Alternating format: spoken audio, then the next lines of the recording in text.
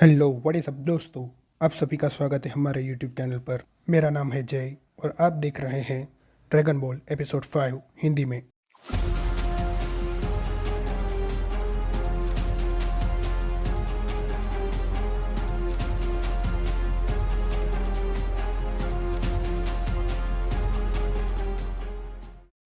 तो दोस्तों last episode में हमें दिखाया जाता है कि गोकू और बुल्मा दोनों ड्रैगन बॉल ढूंढते ढूंढते एक विलेज में पहुंच जाते हैं। विलेज में पहुंचने के बाद गोकू और बुल्मा को पता चलता है कि उस विलेज में एक उलोंग नाम का राक्षस होता है जो कि विलेजर्स को डराता है और उनकी लड़कियों को उठा करके ले जाता है। इस एपिसोड में हमें उलोंग की रियल आइडेंटिटी भी पता चलती है। उलोंग असल में एक पिग होता है जो कि किसी भी रूप में ट्रांसफॉर्म हो सकता है। समहाउ गोकू उलोंग को पकड़ लेता है और वो पकड़ी गई लड़कियों को छुड़वा लेता है। ये देखकर ओल्ड लेडी बहुत खुश हो जाती है और वो अपने फैमिली में रखा हुआ ड्रैगन बॉल बुल्मा को दे देती है। तो अब इस तरह गोकू और बुल्मा के पास टोटल 5 ड्रैगन बॉल्स इकट्ठा हो जाते हैं। एपिसोड 5 की शुरुआत में हमें दिखाया जाता है कि गोकू, बुल्मा और उलोंग तीनों मोटर बोट से रिवर में नॉर्थ ईस्ट डायरेक्शन में जा रहे होते हैं। तभी गोकू बुल्मा से पूछता है कि तुमने उलोंग को हमारे साथ सफर पे क्यों बुलाया। गोकू को जवाब देते हुए बुल्मा कहती है कि उलोंग किसी भी शेप में खुद को ट्रांसफॉर्म कर सकता है, इसलिए वो हमें अपने सफर पर काम आ सकता है। इसके बाद गोकू बुल्मा को फिर से पूछता है कि हम लोग कहाँ जा रहे हैं और हमें वहाँ पहुँचने के लिए कितनी देर लगेगी। बुल्मा मैप में देखकर गोकू को बताती है कि हम फायर माउंटेन की ओर जा रहे हैं और हमें वहां पहुंचने के लिए 3 दिन लगेंगे। फायर माउंटेन का नाम सुनते ही उलोंग बहुत घबरा जाता है और वो बुल्मा से कहता है कि तुम्हें पता है कि फायर माउंटेन पर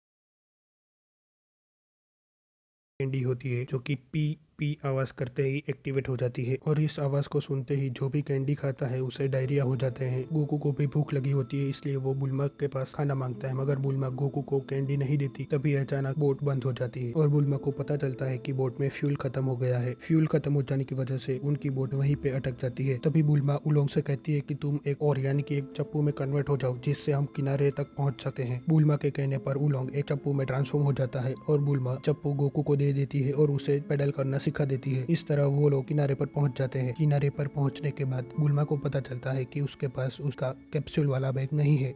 तभी बुल्मा को याद आता है कि उलोंग को पकड़ते समय वो बैग पानी में गिर गया होगा। बुल्मा के सभी कैप्सूल्स खो जाने की वजह से बुल्मा बहुत परेशान हो जाती है। तभी गोकू बुल्मा को आइडिया देते हुए बताता है कि हमारे साथ उलोंग है, इसलिए तुम उलोंग को एक बाइक में ट्रांसफॉर्म होने के लिए कह सकती हो और तुम उस पर राइड भी कर सकती हो। ये सुनकर बुल्मा बहुत खुश हो जाती है और वो उलोंग को बुलाती है, पर उलोंग वहाँ पर नहीं होता। उलोंग वहाँ से जंगल में कहीं भाग गया होता है। इसके बाद गोकू उलोंग को ढूंढने जाता है, पर इस बार भी गोकू को उलोंग नहीं मिलता और गोकू बुल्मा के पास वापस आ जाता है। इसके बाद बुल्मा जोर से पी पी चिल्लाने लगती है। अब जबकि उलोंग ने पी पी कैंडी खाई हुई है, इसलिए उसके पेट में गड़बड़ हो जाती है और